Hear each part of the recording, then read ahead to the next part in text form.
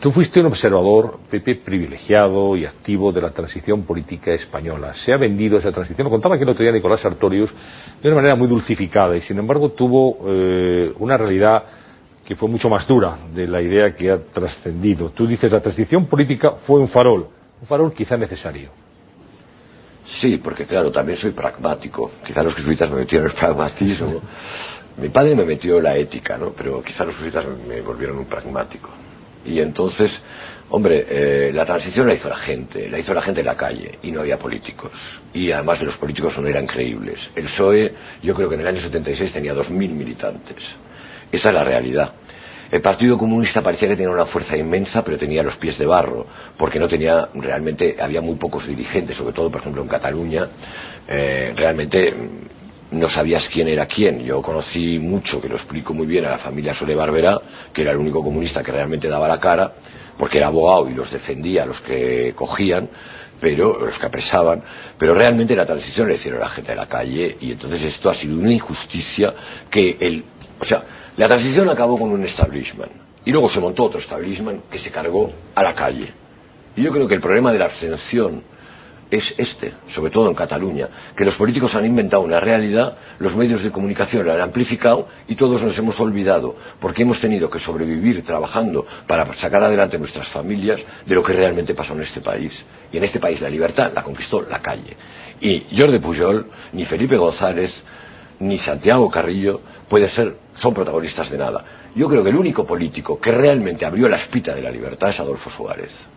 Y esto lo he estudiado mucho. Lo has investigado mucho. Y además pienso que es el único político o el único presidente de gobierno que está limpio.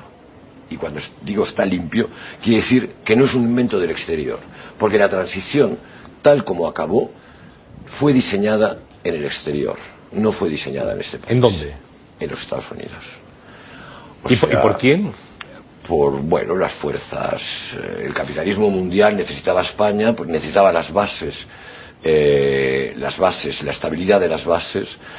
Carrero Blanco en el año 73 no permitió aterrizar a los aviones para repostar en la guerra de Yom Kippur, cuando Israel la tenía casi perdida porque ganaban los sirios, y entonces tuvieron que hacer una campaña de emergencia, un puente aéreo de armamento para defender a Israel, y entonces que así empieza la crisis del petróleo fuerte. Y entonces realmente, claro, el franquismo no era al final aliado, tenían que montar otra cosa, porque en Portugal había la revolución de los claveles, Carvalho quería sacar la base de las Azores, entonces España era un país estratégico de primera magnitud y había que mantener en primer lugar la estabilidad y las bases. ¿Y cómo se acaba con ese movimiento anarquista, libertario? Tú lo cuentas en el libro. Hay una cuarta parte del libro muy dura. Es duro. Tú, por ejemplo, no guardas ningún buen recuerdo del presidente Tarradellas.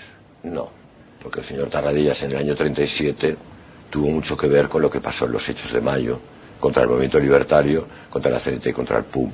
Aunque realmente el golpe fue diseñado desde Moscú por Stalin y reinterpretado por el cónsul soviético en Barcelona, Utarov Stenko. Pero realmente yo creo que realmente el nacionalismo catalán no hubiera triunfado con un movimiento libertario activo tan importante como el que había en el 77. Las jornadas libertarias internacionales celebradas en el Parque Güell en el año julio del 77, 24-25, reunieron a 600.000 personas. En CNT militaban 140.000 personas. CNT no aceptaba los pactos de la Moncloa, y entonces ahí hubo una conjunción de intereses para cargársela.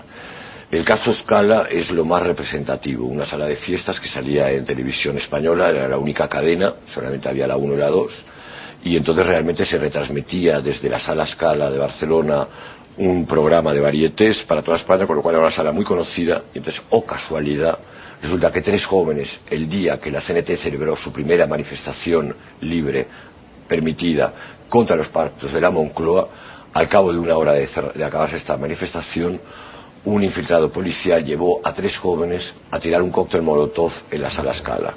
Este cóctel molotov, minutos, un incendio colosal. Habían puesto fosforita a las fuerzas de seguridad del Estado, los servicios secretos, o como quiera llamarlo.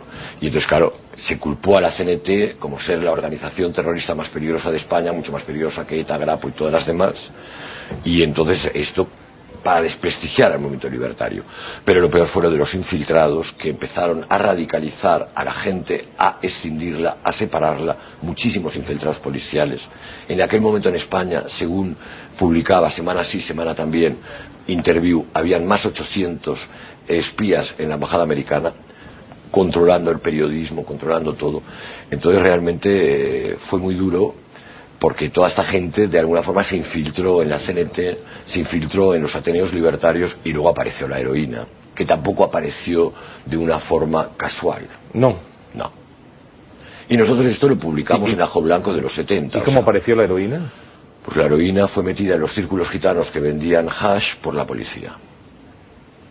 Entonces, bueno, eres una... Tú hablas de una auténtica guerra sucia. Es evidente. Es una cosa que pasó en Italia. Ahora en Italia están saliendo cantidad de libros de lo que pasó con Brigadas Rosas después de los indios metropolitanos y con el asesinato de Aldo Moro y las infiltraciones y qué es lo que realmente pasó.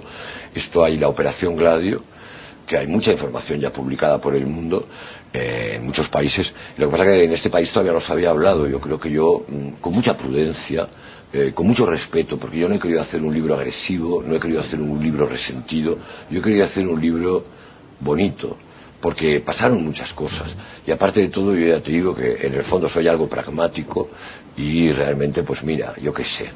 Es decir, tampoco nadie quería volver a una guerra civil, llevamos 30 años de paz, de progreso, entonces, bueno, pues no sé, a veces hay precios que hay que pagar, pero realmente, es decir, creo que ha llegado el momento de que sepamos la verdad de lo que pasó en los 70. Una pregunta que te han repetido muchas veces y que se ha hecho mucha gente que leía Ajo Blanco. ¿Por qué terminó el proyecto de Ajo Blanco? ¿Por qué se acaba la aventura? Porque yo me di cuenta... Tuvo dos finales, en realidad. El primer final... Del segundo final no voy a hablar, porque todavía... El del año 2000, no hablas. No, pero del primer final... ¿Por qué no hablas? Perdona. Bueno, porque es todavía quizá más fuerte que el primero. Bueno, pues es que nos interesa. Pero yo hablo del primer final, mira, básicamente por lo siguiente. Hasta ese momento, más o menos, había habido cultura obrera y cultura burguesa. Yo me di cuenta que solamente había cultura de masas. Hablamos del 79. Sí. Y que yo, para sobrevivir, tenía primero que trasladarme a Madrid. En Madrid ya tenía preparado el traslado con gente de los primeros colaboradores del país, José Manuel Costa, etcétera. Y estaba dispuesto a trasladarme, porque a mí me daba igual. ¿Por qué era inviable en Barcelona el proyecto? En Barcelona habían pasado cosas demasiado gruesas. O sea, que si la represión que hubo en Madrid... en los 76, 77 de guerrilleros de Cristo Rey, de repente en Barcelona se convirtió en el 78. Piensa que el 13 de septiembre de 1978 hubo una redada en las Ramblas de más de 1000 personas por la Guardia Urbana que tumbaron a la gente en el suelo a las 5 de la mañana y mucha gente era trabajadora que iba a trabajar. Y esta redada produjo tremendo pánico, ¿no? Además, las Ramblas había aparecido un grupo de extrema izquierda, entre comillas, en realidad era un grupo de infiltrados, había mucho infiltrado policial radicalizando, que era el PCI, que se dedicaba a quemar autobuses y a provocar grandes altercados en las Ramblas, con lo cual acabaron con el foro urbano. Entonces, sin aquel foro, nosotros no teníamos razón de ser allí. Entonces, aquí en Madrid empezaba la libertad y entonces realmente... pues Madrid empezaba a ser ya la ciudad premovida, o sea, ya empezaba Caca de Luz, empezaba muchas cosas, ¿no? Había mucha pluralidad y en Madrid reventaba la libertad. Entonces nosotros necesitábamos la comunicación, porque no nos inventábamos nada, nosotros éramos una revista callejera. Coméntanos la portada del libro. Estamos viendo la portada durante este programa, esa fotografía que ilustra los 70 de Estajo y que estamos viendo en este momento. Esta fotografía es muy mítica. Estoy con Toni Puig, que realmente fue mi compañero en el primer Ajo Blanco, porque él me lo encontré por la calle, lo explico aquí, y realmente era las dos Cataluñas, ¿no? La Cataluña burguesa, que era yo, que buscaba la otra Cataluña, y la Cataluña que venía de Montserrat y la Cataluña andins, que era Toni Puig. Entonces el encuentro de la cultura de juglars, comedians, Montserrat, conmigo, que bueno, pues venía más del mundo de Barral o de lecturas de este tipo, pues entonces esto es en el huerto de mi casa de Menorca, que era uno de nuestros cuarteles generales, rodeado de marihuanas que habíamos plantado con unas semillas que nos había traído Federica Mann de México y que luego yo di a Eusebio Poncela y que se hizo algo del Pepi Luciborne. Bueno, pues historia